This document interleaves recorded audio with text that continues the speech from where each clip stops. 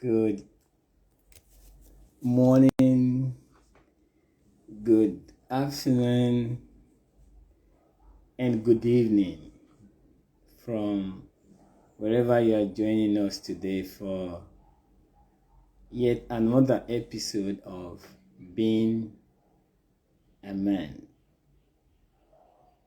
It is the adventure from boyhood to manhood.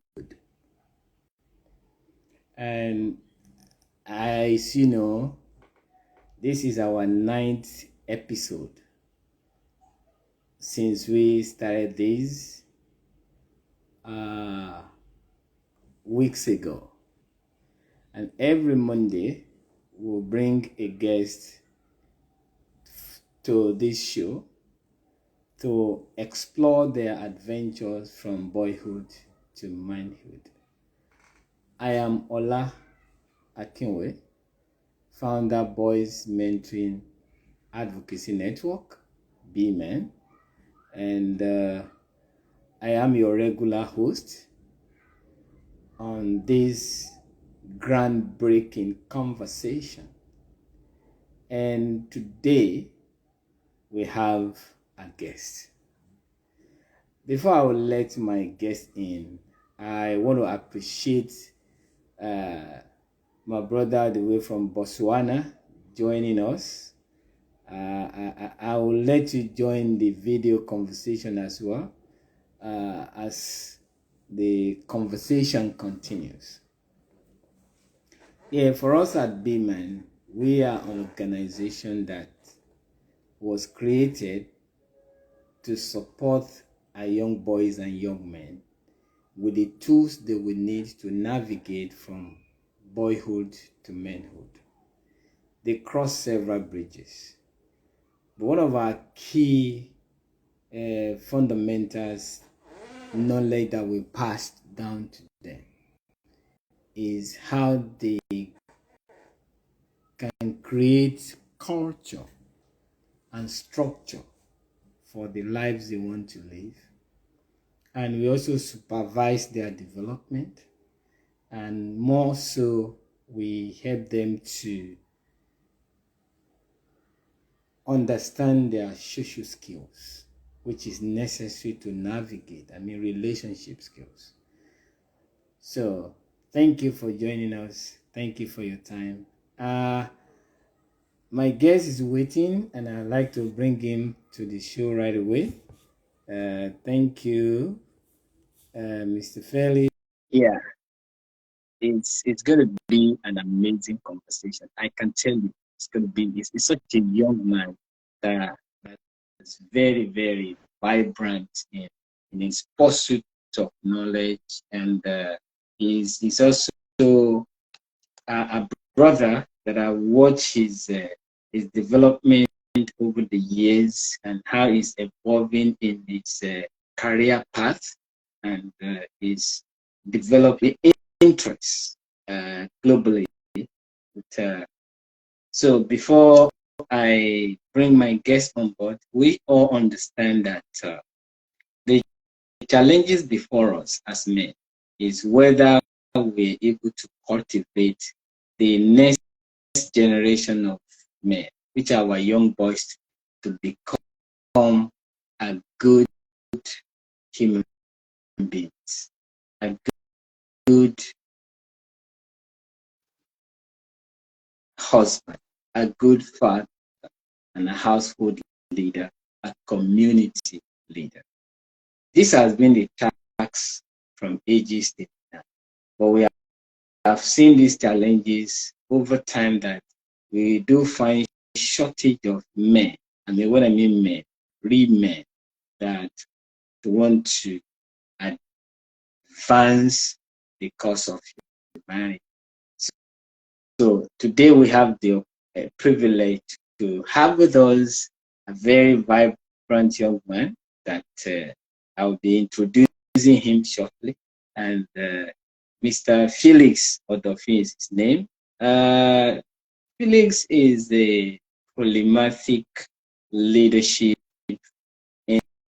enthusiast, corporate trainer. Is a youth strategist. He has a hands-on knowledge in vast areas, notable in corporate training, coaching, effective customer service, project management, team building, business consulting services, content development, public speaking, soft skills development, training, organization growth strategies, branding, personal effectiveness, and leadership development. He has organized and spoken in over 200 trainings, seminars, workshops, conferences, and so on. So as a team lead and provost at Success Activators Leadership and Business Academy, they have trained and certified over 1,500 professionals and business owners in the last 2 years. I don't know how he has done this. He's going to explain that to us as we continue the conversation. Exclusively on the impact making, business growth, career advancement, leadership development, and he has helped individuals gain optimum personal effectiveness and overall productivity. Wow, what an amazing work he has done. So friends, I want you to do me a big favor. Wherever you are joining us from the part of the world, please leave in the comment below your location. And should you have any question from Mr. Felix, I would like you to leave in the comment. Thank you, researcher, for joining. Happy birthday to you. I know today is your birthday and you still take time out to join us. We appreciate you. Mr. Felix, thank you for joining us. Yeah. Good evening, sir. Can you hear me very well, sir? Yeah, I can hear you, Mr. Felix. Mr. Felix, I Oh, can hear that you. that is nice. Good evening, sir. It's my pleasure being here. I look at your short profile and the work you do. Yeah, like I said, this is an exploration into the journey from boyhood to men. So, would you share with us your experience growing up as a boy? It's like the network is a bit kind of breaking. It's like the feedback is not that sounding well. I'm not sure if you can hear me very well, sir, because I know I can't really hear you very. I know you're speaking, but I can't really hear what you're saying. From my end, I can hear you perfectly. I don't know for now if you can. Oh, could it be from my own network then? Maybe it's mine. Okay. So maybe I don't mind, Miss Aika, in case I say come again in terms of your questions, so that I want to be sure I get the questions very well because of the network. Sometimes these are some of the challenges we face with virtual trainings. If any of the network from any of the ends could actually affect it. So, sir, you were asking a question. I would love to quickly dive into it, but I would want to know the question again, sir. If you don't mind, can you ask again, sir? Yeah, I said, would you share with us your experience growing up as a boy? What is it like being a boy? Okay, fantastic. It's actually, sometimes in life, when you remember some of the things you said or you believed back then, and to the reality you are living now, you just believe that some things are not just coincidence, some things are just, even when you don't know how it's going to happen. But because it's actually a whole lot to say, seriously, it's actually a whole lot to say. And let me start by saying that this training, I mean, sorry, I said training, this interview is supposed to encourage every young boy out there who wants to live a better life and live beyond the scope or the status quo that is available in their environment. A whole lot of things actually happened to me while growing up, and I actually want a whole lot of changes in the kind of family I want to raise. And that is why it's like a motivation that keeps me going every single time. Because growing up as a young boy, I don't know how it happened, but I just know that I have this unusual kind of mindset and unusual dream. If I can use that word, I have unusual dreams to what is obtainable where I grew up. You know, I think this will be my first time of saying this in the public. In the online space. If you ask me, I would say that I was born in the village, so to say, because I'm not even sure where I was born. But one thing I'm sure is that my dad and my mom were in the village, so like they stayed in the village. They only come to the town. That should be maybe sometimes during ending of the month if they have functions. Basically when they have ceremonies, functions, or Christmas time. That's basically the time they come to town. So even while growing up, I noticed that I do more of my, very young age that I could remember in the village, not even the town. Because I started coming to town frequently when I started primary school, and that was about age 7 or age 6. I can't remember very well, but I know it should be age 7 or age. That's when I started nursery one. 7 of these days now, they are okay. Was there about, but age 7 I started nursery one, and I know the experience then was really really something.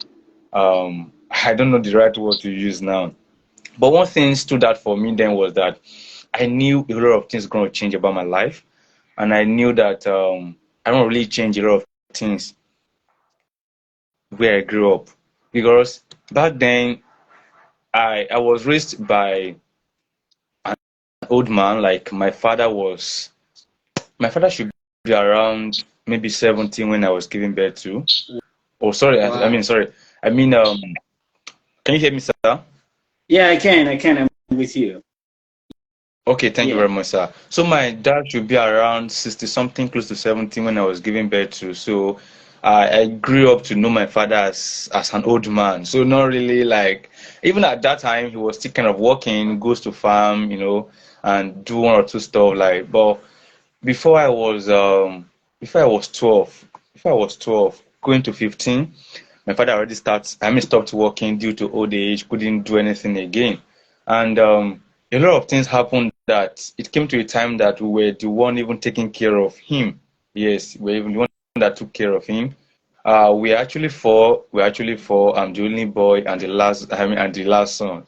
Sorry, and the last child. The only boy and the last child. And it came to a time that the my our first son got married. She left. The second. I'm sorry. Our firstborn, right, got married and she left. The second child came to live in Lagos here with the younger sister to my dad. So we were left just myself and my immediate elder sibling. And we started school together and everything. So at a point when our dad was even old, we are even the one taking care of her. Taking care of him rather, because I remember then we had to do a lot of things by ourselves, go to farm, do a lot of things just to make sure we have some money to go to school. Because what we normally do then is that Sunday evening we'll come to town. That's Igbo Taco. We come to town, then preparing Yeah. for school on Monday, and by Friday, immediately we are done with school. All we just have to do is just go home, do whatever you want to do, pack your bags and everything, go to the village till Sunday evening again. So most times Saturday work that we do and what we do on all this, let me use past tense now because already passed. So I wanted to really see something is still ongoing. So the work we normally did on Saturdays is actually what sometimes is what let me just make it plain now. Let me just make it plain so everybody can understand. If you understand that kind of background, you understand what I mean. So what we'll do is that on Saturdays, most times what we'll do is just to go to farm, we'll go and get cassava done, we'll pro cassava and do everything. So they will help us to do everything, and maybe in the course of the week, they send it to the market. That is how we get money to sponsor the next week. That's how we get money to Wow. sponsor the next week. And sometimes we even go to farm, maybe get a lot of things that can actually give us money. Sometimes we can even go to the bush to look for snail. So that's what they will, maybe sometimes we see someone who can buy it immediately, or they help us send it to the market, and that's how we get money to sponsor the next week. I remember back then myself and my sister, they used to give us is it 200 naira? Yes, for 1 week.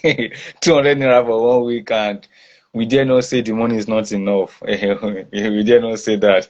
So growing up was like I don't really have this kind of life where you grow up with your dad, you grow up with your mom, where you can ask wherever you want and they will give it to you.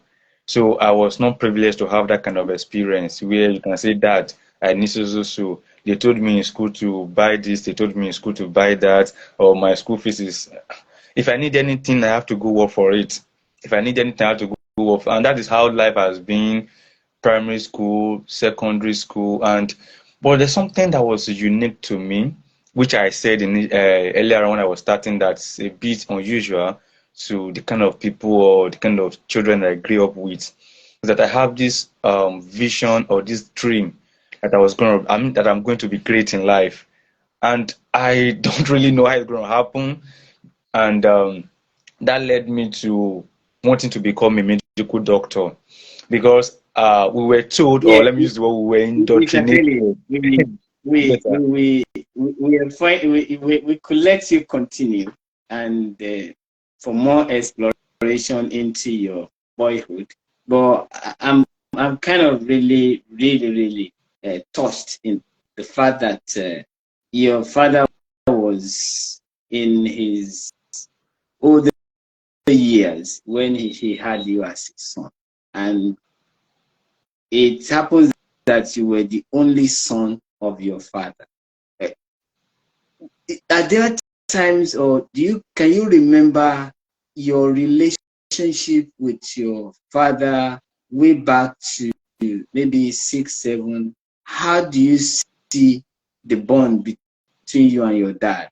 You know, at that age. Okay, okay, sir. I'm very pretty sure that my dad actually loved me very well, very well. Like Yoruba tradition, the only son. I know kind of the preference will be there compared to others.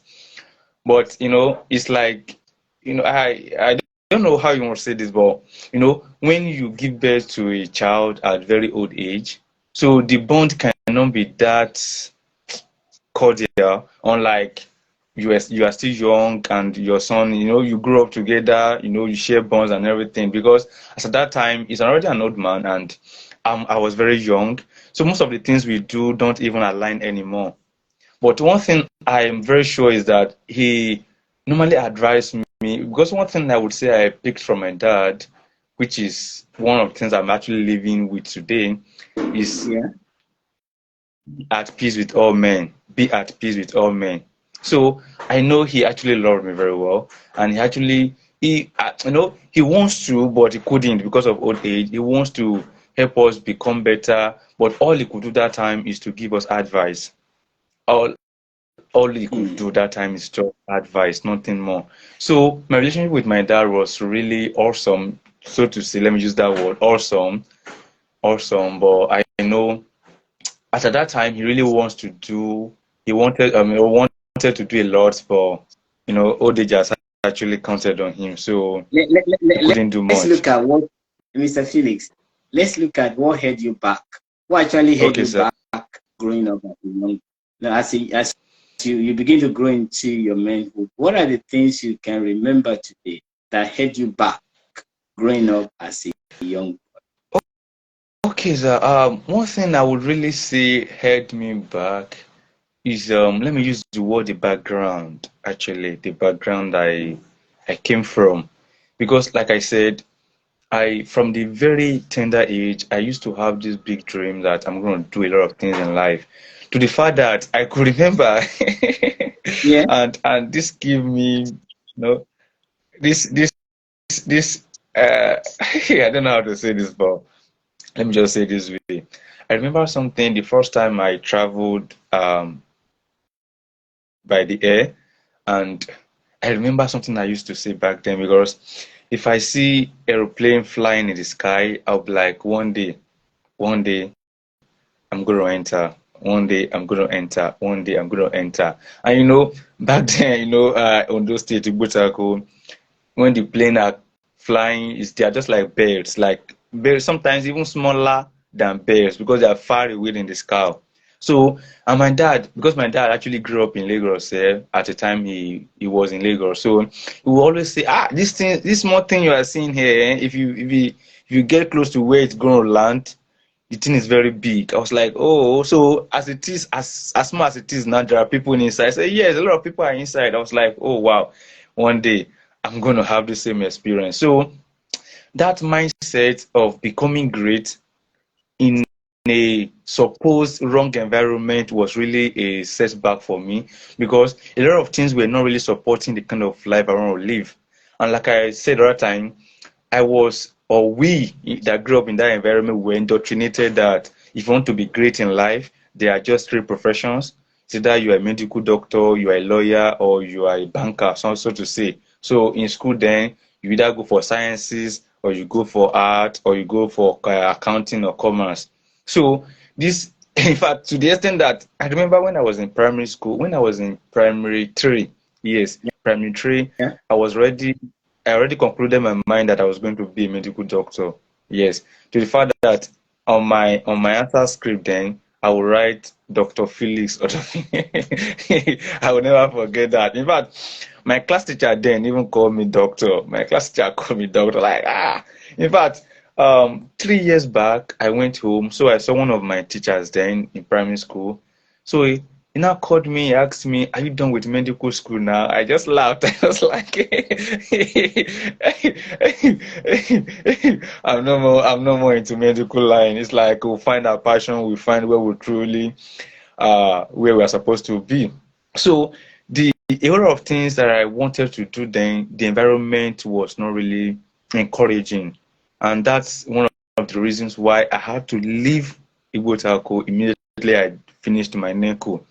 I left Igbo second, no, third, second month after NECO. Yes, second month after NECO, I had to go to Okitipupa. I spent about 8 months in Okitipupa. From there, since then, I've left Ondo State finally. So, so since then, Before and to you be before you pursuing. before you finish, Mr. Felix, before you talk about how you exit from Ondo State, for those just joining us, I want to thank you for joining us, Coach Cordell. We see you. Thanks for joining, and other people on this call. I have with me Felix Odofin.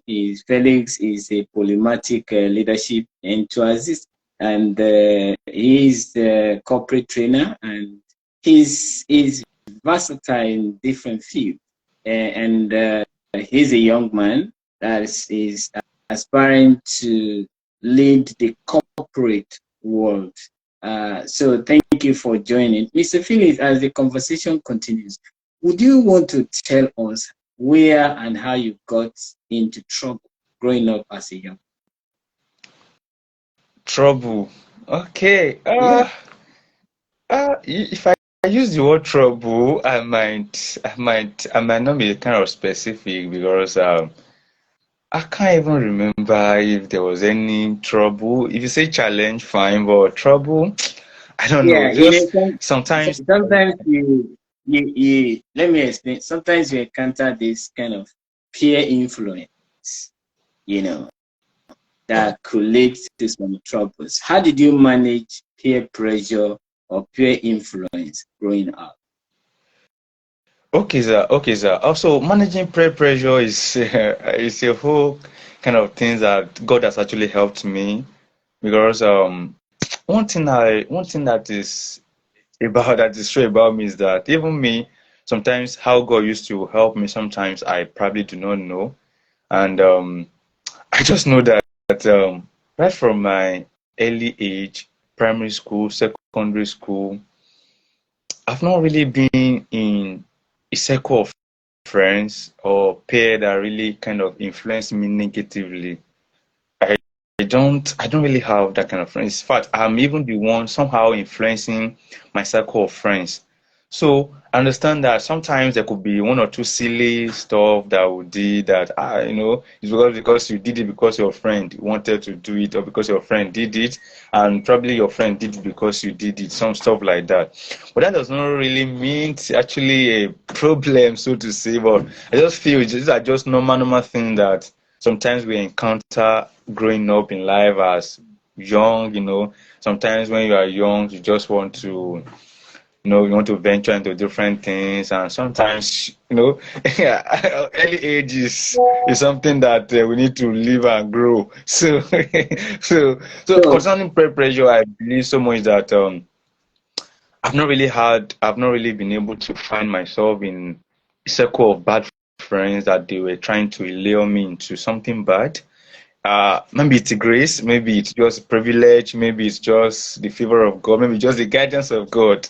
But I just know that God has helped me in one way or the other. That I've always seen myself among friends who, in one way or the other, that gives kind of positive vibes to what I. Sometimes it might not be enough. It might not really be what I want to do as per destiny and journey of life is personal. But in one way or the other, it's more of positive vibes more than the other side. looking at the kind of men that influence you growing up, aside of your father, do you have other father figures in your life that you were looking up to then as your role model, or that influence your life outside of your father? Okay. You know, there's this adage that it's only one person that gives birth, but a whole lot of people will help to train the child.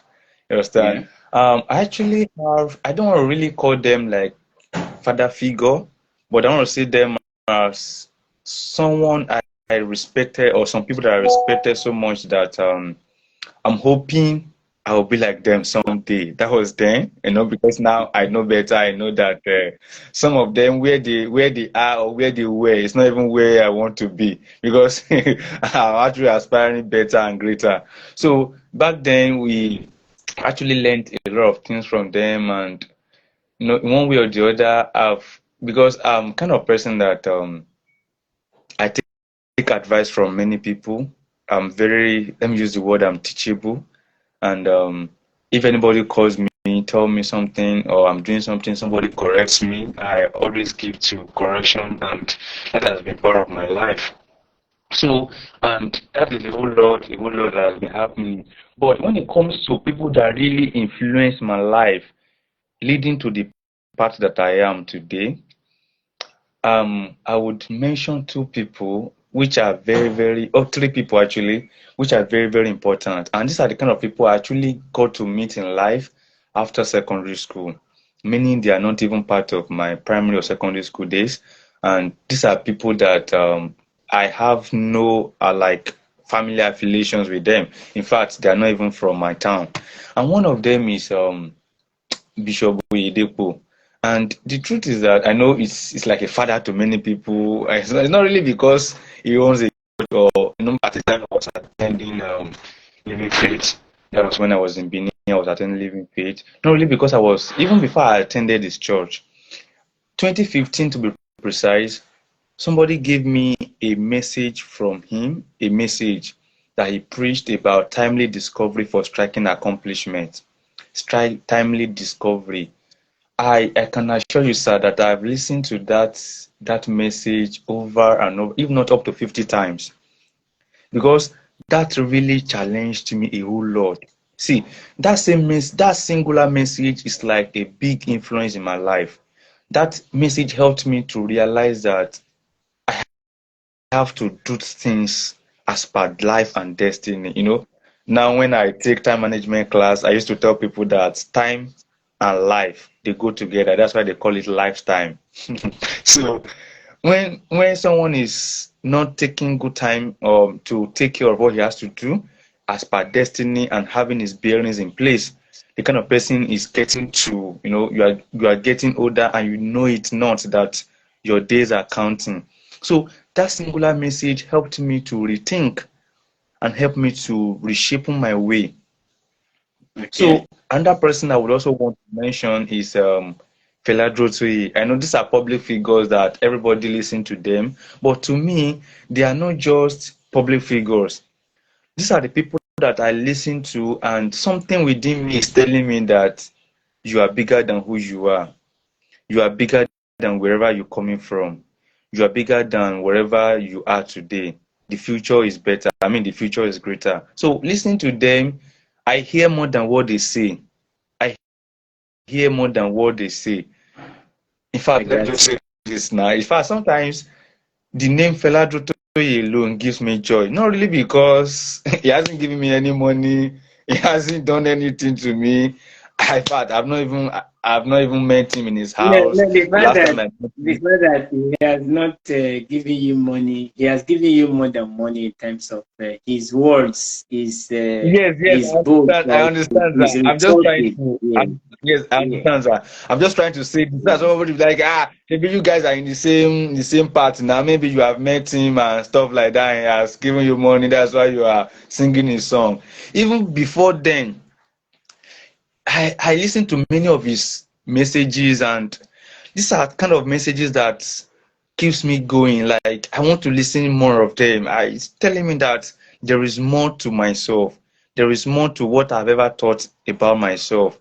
So these are the people that actually helped me to become a let me use the word reshaping myself and get me back on track. Because in fact, when I was in 200 level, I meant Yeah, um we're going to come to that, Mr. okay, Felix. I'd like you to what is tell that? What is us that? So these are the people that how if I'm to mention, these are the how people did I can yeah, say. yeah, yeah. How did education improve your life? Oh, very, very, very, very funny. But sir, education is really a good part of my life. You know, if anybody says school na scam, I know it's a popular stuff in this part of the world that school na scam, and I understand somehow the part they're actually coming from. Why you grow, I mean you graduate from school, 5, 10 years, you are probably not gotten any job, any sustainable job that can help you feed yourself and pay your bills. I understand that part. But the fact still remains that education is very, very paramount to everyone who is going to be great in life. In fact, we see a lot of people who actually dropped out of school and they are successful. But sometimes we forget to realize that the same guys actually went back to school to learn more. Most of these guys, they are not illiterate. Even while they dropped out of school because they had to do one or two things, they actually went back to school. In fact, they went to better schools. They went to better schools. So saying that somebody dropped out of school and is great today, but everybody knows him around the world. So me, I want to drop out of school. I think I have to tell the person to actually rethink again, because I see education as one important thing or one important aspect of life. It's a journey of life that one has to embrace, because education in itself, I understand that a lot of things has happened to our schooling system that has actually made a lot of people to doubt going to school or giving up going to school. And even people that are in school, they are, they are just there. And I feel it's because in Africa, so to say, or in Nigeria to be precise, we are actually missing what schooling and education is. These are two different things. These Okay. are two different things. Like let me quote Bishop Oyedepo now. Schooling only gets us literate. It is the investment that we have out of education that really makes who we are or who we become in life. I can say, okay, I went to University of Benin, I'm a graduate, fine. That does not maybe define who I will be in life. Holding a certificate, maybe first class or 2-1 or whatever, doesn't make anything out of life. But whoever you are able to do, um, education, so to say, sir, is from the Latin word educo, which means the ability to induce from within. Yeah. The ability to induce from within, that is education. Inducing from within. So the fact that you went to school, you are a graduate, and you cannot induce something from your within, there is nothing emanating from your within. There's no problem. You are able to there's nothing good coming out of you. Then it means you are just you are literate, but you are not educated. Because the scope of education goes beyond just the four walls of university, or you're able to write your year one exam and you pass, year two exam and final year, and even you did your project and you pass. It's about what you are able to do from within. Because I so much believe that every one of us, we are all packaged with different solutions to the world. We are embodiment of solutions to the problems arising in every aspect of life. So what you have within you, education is just like a light. Or let me Okay. use the word schooling now. And let me just merge them together now. Schooling or education, in this sense, is just like a light that will help you to, it's a way to magnify some of the things you want to become in life. That is why sometimes, in fact, if you see the approach of someone who actually went to school and the approach of someone who doesn't go to school at all in the same aspect of life, they have different approach. They have different reasoning to things. They have different way of handling things. This is because education helps you to, see things in a better perspective. So back to me. I know the question is about me, so I don't want to start Yeah. lecturing on Yeah. what education is. Yeah. Yeah. So So, back to what me. would you say is your biggest achievement via or through education? Sir, can you come again, sir? What would you say is your biggest achievement from education or via education? Okay, so my biggest achievement when it comes to education is anyways, let me just say this. Being a graduate alone is like an achievement for me. It's like an achievement for me because out of the four children in my family, at times I'm privileged to be the only graduate. So that alone is something for me. And let me even say, oh sorry, Oh, we may be hello having sir, can challenges with yeah, I can see. yes, Yeah, yes, yeah, no, don't mind. Your lighting just goes off. We will manage yes. the little time left for you, and we can always bring it back maybe subsequent days if you're having challenges. We are losing. Oh my goodness, this is so much to get from Mr. Felix. Let's rush through. What was your most challenging experience as a teenager? Mr. Felix, can you hear me? Yes, exactly, sir. Can you hear me, sir? Yes, yes, yes, yes. Okay, So sir. what I'm I didn't get your last question. Sorry. This is just Nigeria anyway. yes, yes, yes. The I power know there's a lady, power they try to keep interruption that there. thing. Yeah, Yes, sir. Yes, sir. we So make do I with just what hope we we have. can cope. Everybody from this part of the world will understand. So, and I Yeah, didn't really prepare to, there was no alternative. I mean, I I I, didn't actually I know, prepare I because know, I know, I know. We will make do with this I little have just time done left. something You to you comedy. you've been very fascinating, and your story has been very encouraging and very inspiring.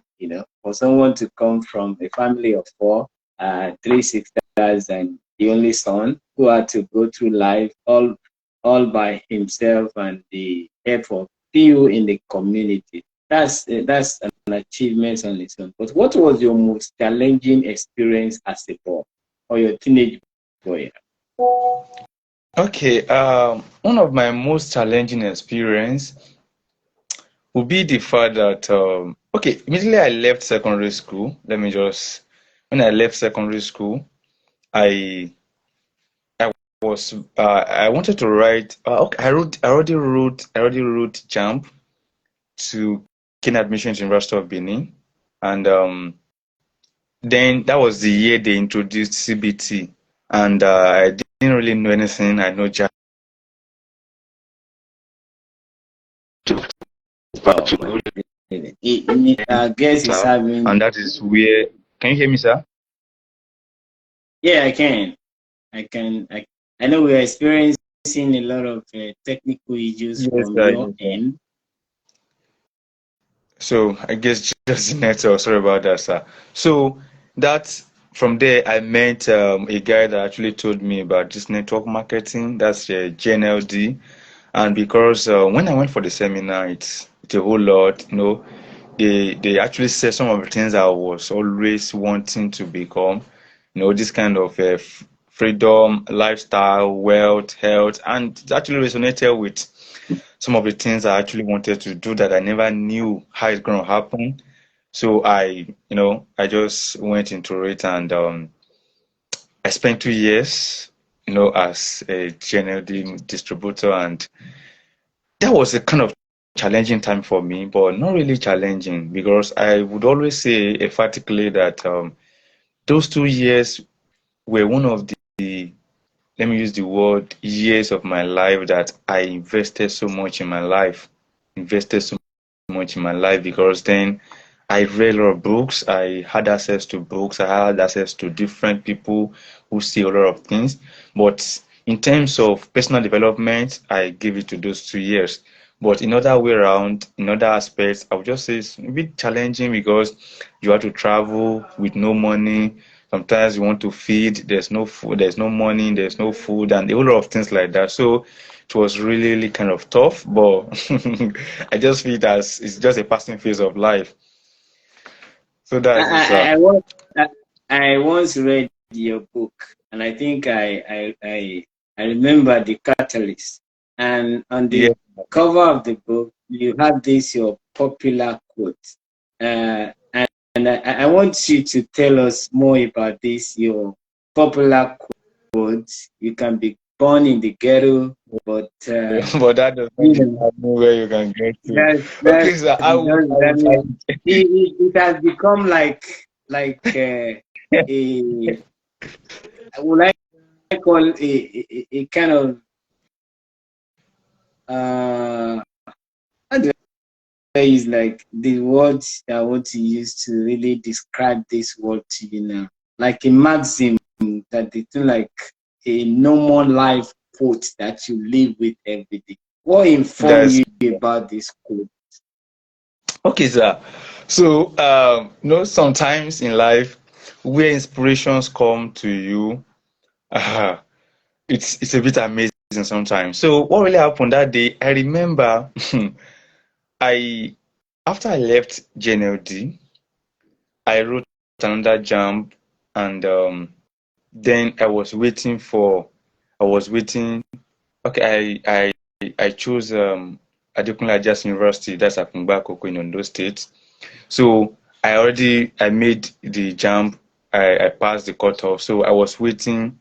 No, I even I wrote the post UTME, and I also made the cutoff. So I was expecting the when the list will be out, and I knew that when the list is out, I will need some money to clear my bills, acceptance fees, school fees, and probably get rent and stuff like that.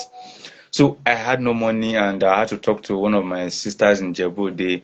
So he now told me about Conference Hotel. Conference Hotel is one of the hotels of Governor Gbenga Daniel, former governor of Ogun State. So I was working there as an housekeeper. So I actually worked in a hotel before as housekeeper, just like cleaner in the hotel. So I worked there for a couple of months. So one day, so what really happened to me that that day, I mean, through that time I was working there, I had no place. I only go to my sister's place once in a while, maybe once in a week. I will go and come back the second morning. So I had to be sleeping. I was sleeping. Can you still hear me, sir? Yeah, I'm with you. Okay, sir. So I was, this where we used to press our iron in the laundry, big table. That's where I normally sleep under because I literally don't have anywhere to go in Djibouti except I go to my sister's place, and I don't like going there every time. So I prefer go. maybe once in a week or once in 2 weeks, just sleep over and go back to work the other day. So, and at work, I do more of a daytime, because even if I do night, in the morning time, I probably don't have anywhere to go. So my manager then understood that. So he actually put me, I worked almost in daytime. So in the evening time, I would just find one of the clothes there and sleep under the pressing, well, I mean the table we used to Table. press in Yeah. the hotel.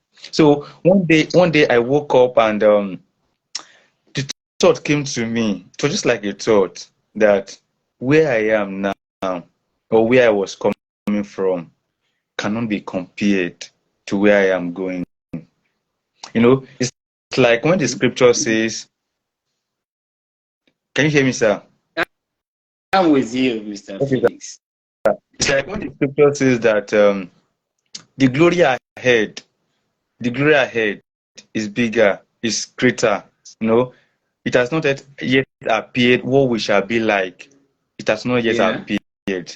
So I was just thinking that morning, thinking about life, thinking about everything. And in fact, I had one book I was reading. I had a book. Even at that, I still had one book I was reading. I know book was from Bishop Oyedepo. Yes, I remember that was one of the books from So, Bishop Oyedepo. Mr. And Felix, that book was actually given to me by my supervisor. Yes, I remember. The lady, someone, the woman, someone, can you hear me, yeah. sir? Okay. Someone, yeah, I'm with you. Someone was requesting for you to. I'm with you. Please go on. Please, you can Okay, say sir. So, request. We just have a new guest who was requesting to join you. I don't know. Is the I am okay. Phoebe one want to join? In case you want to join, please just request for the video to join. Then we'll have to join the conversation. We are running into the middle, almost to the end of this conversation, and Mr. Felix. Adventure for boyhood to manhood has been very, very fascinating and revealing. To the point where at this point now he's sharing with us how he got his quotes. You can be born in the ghetto, but that does not determine where you can get. So, Mr. Felix, we want to continue to hear more about this. thank you, sir. So that morning I woke up, and I was just thinking about life. I was just really thinking, and the thing just came to me that I can be born in the ghetto, but that does not determine where I can get to. Because by my definition of ghetto, a ghetto is what I call a government rejected area where there is no light, there is no water, there is no anything like called like that's kind of, these things that characterizes civilization was never in where I was born. Like I said when I was starting, it's like I was born in the village, so to say. Like I mean village. I know, sometimes in a town like Lagos, Abuja, and some other parts of the like Nigeria. So when you say village, sometimes people feel your hometown is your village. That's not what I mean by village. By village, I mean in the bush, like in the bush where you have huts, or where you have all these houses that is built with mud and everything like that. And you have to trek to the river to fetch water. Nothing like borehole, nothing like no. There's nothing like there's not even sign that government is need that government knows what is happening in that environment. There's no sign at all. So that's what I mean by get to. And I was born there, but I, I know that will I, never determine anything in life. Yeah, I understand you. And the fact that you've been a very determined young man and you are still focused with your your your your discovery of yourself and fulfillment, life fulfillment. Uh, do you have the kind of man you want to be when you grow up? Can you describe the kind of man you've always wanted to be? Okay. Okay, like I said, I think I did mention that I want to be someone who is financially free, who has a good lifestyle and sound health. But I never knew how it's going to happen. And That is why I said back then I was going to become a medical doctor. And I didn't tell the story how I managed to leave that mindset of medical doctor to where I am now. But it's actually a long story. I think we'll probably not bring that into this for the now, except you still want us to go into that, sir. But No, straight no, to no, your really. We question. will find time, Mr. Felix. We will definitely find time to have more conversation on the second part of the journey. Because if we have to explore your adventure also, you have a unique story in the sense that I can relate to it to have been born in the, you mean, where is it, the thick forest, where you have pots, the traditional African setting that is very far away from the city, the town where you call the city centers.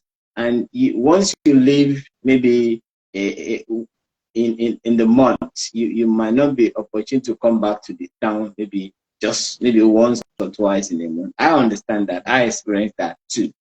But you have overcome all of these stages. You have seen life from the village setting. Now you are in the city.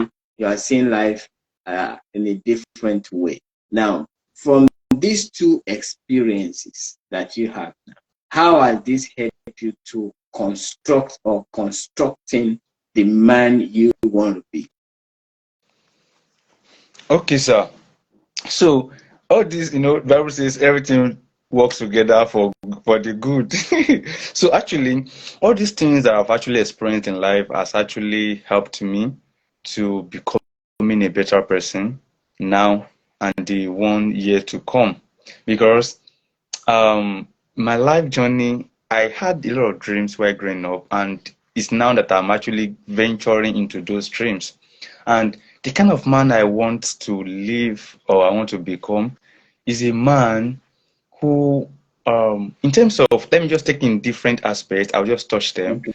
Financially, I want to be free.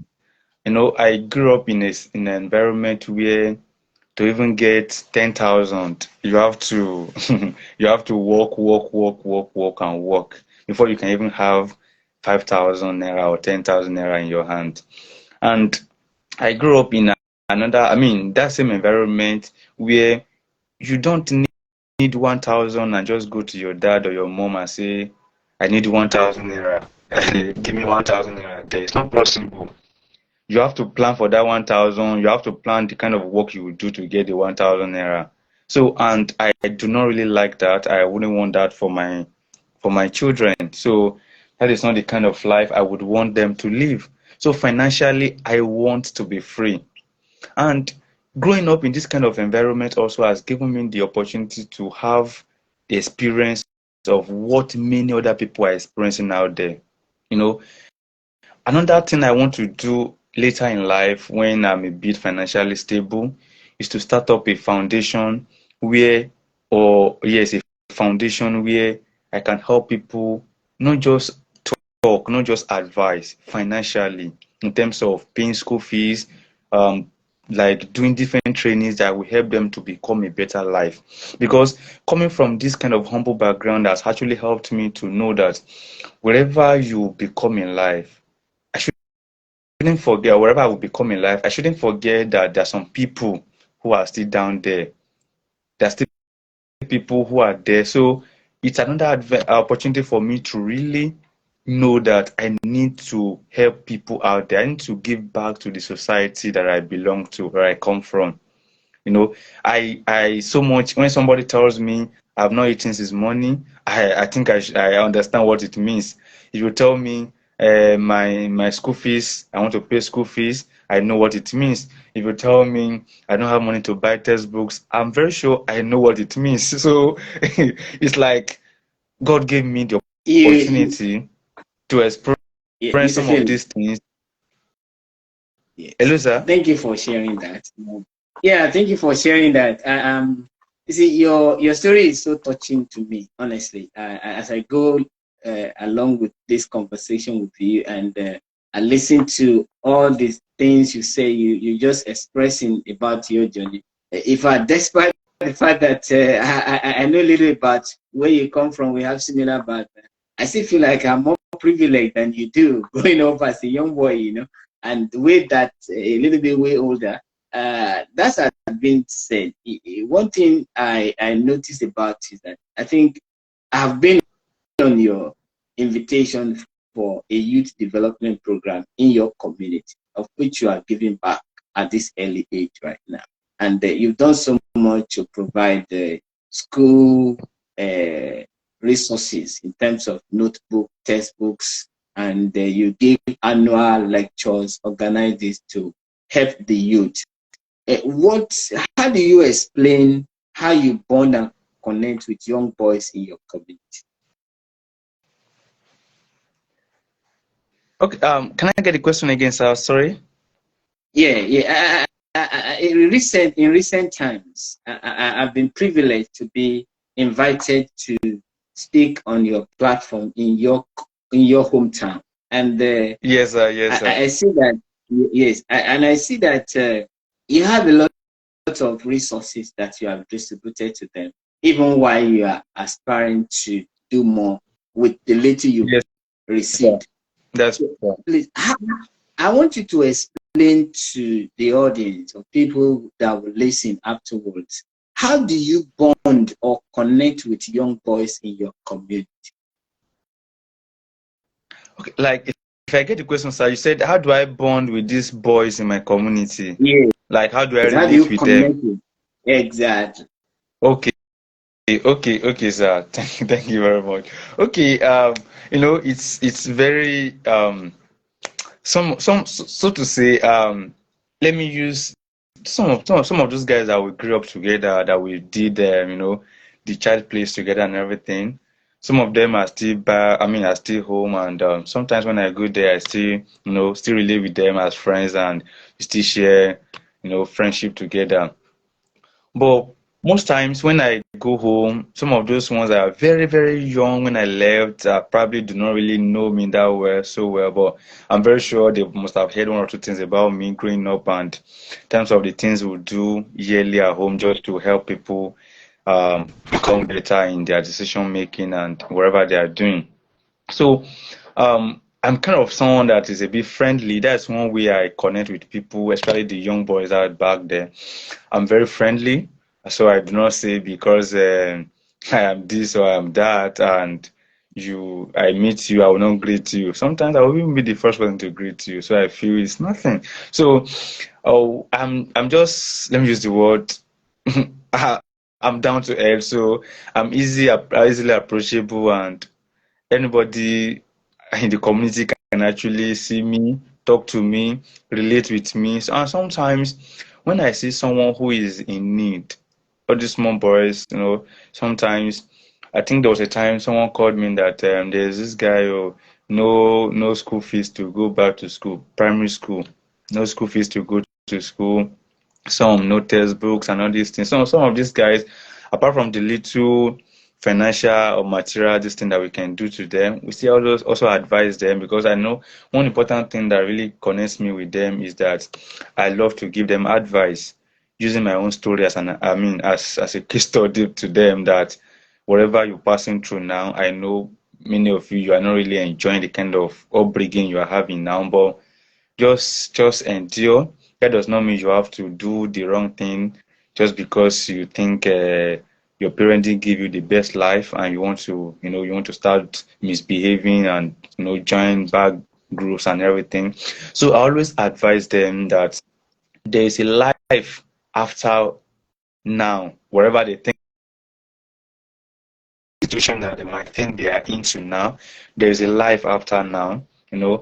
Some 5, 10 years to come, some of these things will become history and stories that they will even tell. Like now, some of these things I'm saying now, when I was going through them, it wasn't easy. But now I can easily say it now, and I'm laughing as if it means nothing. Whoa. But to someone who is really into it, he knows that it's not really.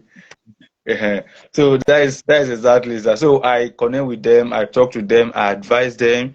If I see them, I recognize them, and it has been a good journey so far. Okay.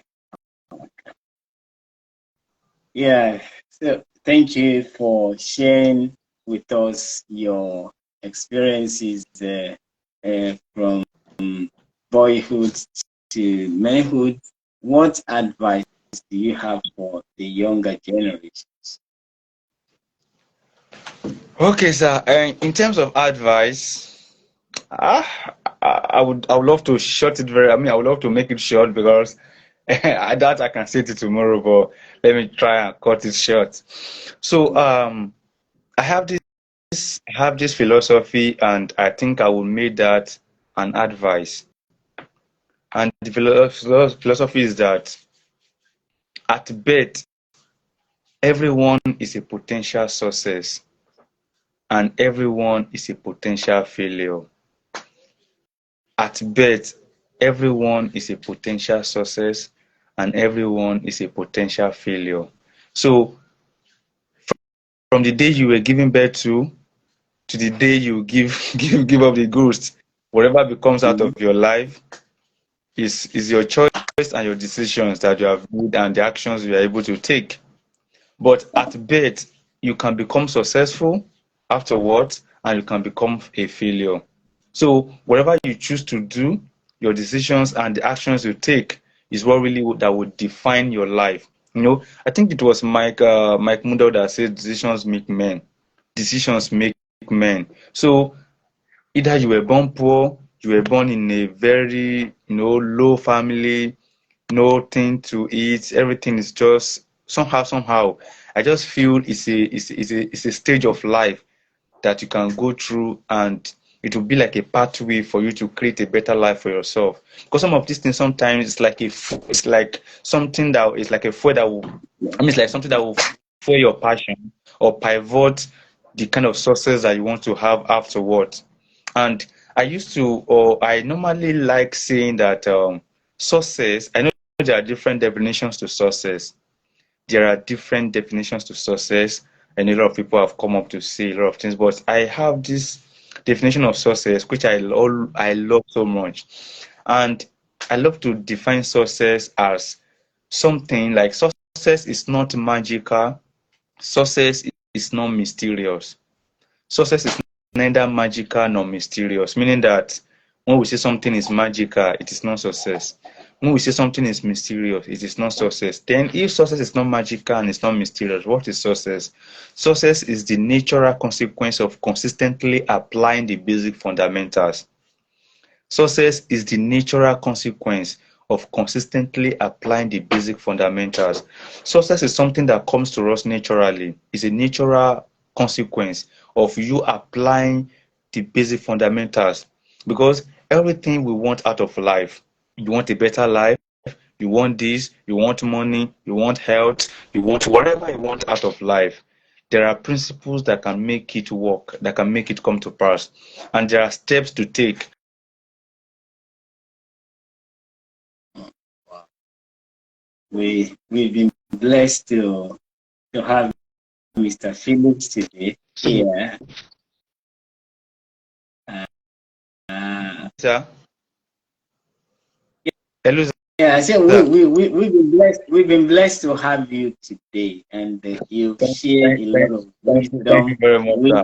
wisdom with us about your journey from boyhood to manhood, and these have been very, very inspiring, and all the obstacles that you have overcome in your journey to become a man is something that uh, we learn from, and I know many who have listened to you today have really learned from your humble background, especially when you had to mention that you were homeless at the time and you had to sleep under the table where you work in an hotel, I mean, iron table and all of that. It's so humbling that you have gone through all of this. Do they look like a trauma to you, having to experience all of this, or you just feel that this is how life has helped you to evolve as a man? Yeah, and there are a lot of answers you could give to that. But as we wrap up these conversations every week, I like to thank our guests on this call who have been with us. Uh, our usual way of closing this conversation is for me to share our philosophy. my personal philosophy, like you were sharing your success principles and philosophy. Way back 2003 or 2004 or 2005, I was also in quest for asking myself the greatest questions of my life. Was like you said, your own was inspiration come that you could be born in the ghetto, but that does not determine where you get to. Mine was that, Allah, how do you want? And it struck to my brain for many months. And I was asking myself on a daily basis, how do I want to? And it took a while before I could find an answer. Like you said education is a learning word you induce from within. So I led the answer to induce from within, and I was able to create an acronym for the word LIVE. And that is what you have here today that has become the philosophy, the pillars that drives my life every day. And for those in the audience, I want us to understand this is one question I pose to everyone. How do you want to live your life? I got an answer. It might be of help to you. And that's what I want to share with you in the next maybe 1.5 minutes. The first letter from the acronym I created is L. L means, Ola, you have to love others. So I discovered that love is the pillar that can see that holds us together. It bonds, it's like a binder. When we love genuinely. And to be realistic with one another, love is the sunshine that gives lightings, energies to the entire world. And wherever you find yourself, you must demonstrate your life like that of sunshine. The sunshine will give energy to the entire world, and it will not tell you that you are owing me, come and pay. When you are loving and you love others, it helps you to penetrate into the heart of many men. And the next letter there is I, which is inspire others. I come to the conclusion that inspiring others is one of the greatest things you can do for anyone. And how do I mean? The word inspire, like you said, I think it's a Latin word, inspire, which means that when you find yourself in a dying situation, you become the life to the people or to that situation. Your presence in a dying environment, in a community, in an office, in places where you find yourself, you must be the life in that particular environment, because you will inspiration revives people. It gives hope to the hopeless. And the last letter, the next letter is B, which is creating value for others and adding value to other people. And the last word is E, which is educating others. So I like you, as we close this conversation, just go out there, love somebody, inspire someone, create value and add value to someone today, and make sure you educate others. Somebody said it very well. If you are planning for a year, you can plant a corn. If you are planning for 10 years, you can plant a tree. But if you are planning for a lifetime, educate others. Thank you, Mr. Felix, for sharing your adventure with us. It was really, really inspiring. It's an added value to this conversation. And it's also an education to many people that are listening. And I want to appreciate you for your love for humanity with the work you do. And that being said, I want to thank everybody. This is where we draw the curtain for today. If you want to meet Mr. Felix, where can people find you?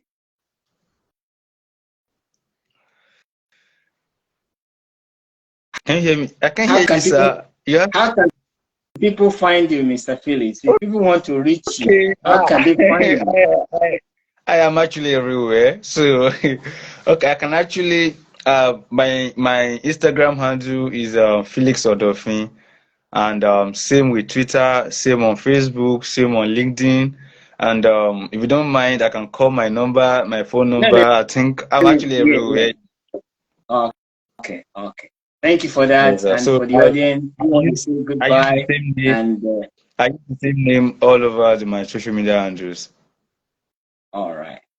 So Yes, sir. it's been an honor to speak with you, and we thank you for sharing your experiences with us. I'm going to watch this over and over again because I can see a lot of knowledge in there, and I hope people that will watch after this conversation will find more interesting things to learn from your experiences. Yeah. With that being said, I want to Thank thank you. everybody in the audience. Thank you, Dr. Kantata.